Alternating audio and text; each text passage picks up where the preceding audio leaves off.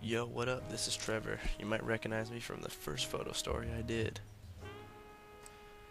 And I can tell by the looks on your faces how totally freaking stoked you are to see me.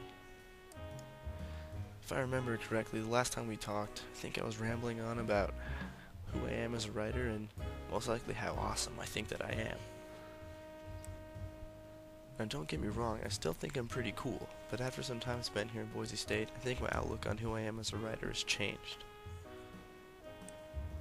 After reviewing my original photo story, I don't think I effectively captured who I am as a writer.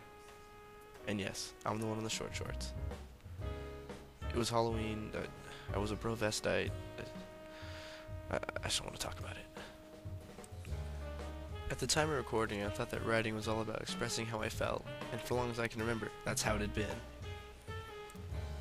But recently I learned that there are many stories out there waiting to be told, not just about me, but about everyone.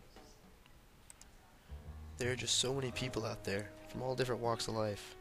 It would be completely selfish of me not to include their stories with my own. As you may remember from my initial photo story, I originally started writing poetry, lyrics, and stuff like that. It was always about my life, and I found it very rare to be writing about anyone else unless they were somehow affecting the way that I felt. After coming to the conclusion that I wanted to be a journalist, I realized that the majority of my writing would be about other people rather than myself. I sat and thought about this for quite a while, and I realized that this shift is how I could use my writing in a way that would contribute to society. Ever since I was a little kid, I had always wanted to pursue a career that deals with helping people, and due to the talent I have in writing, I think journalism seems to be the most obvious choice. Now, this isn't always how I felt. During high school, I wanted nothing to do with journalism due to the awful program that my school had. It wasn't until I arrived here at Boise State that I realized that this is what I wanted to do for a living.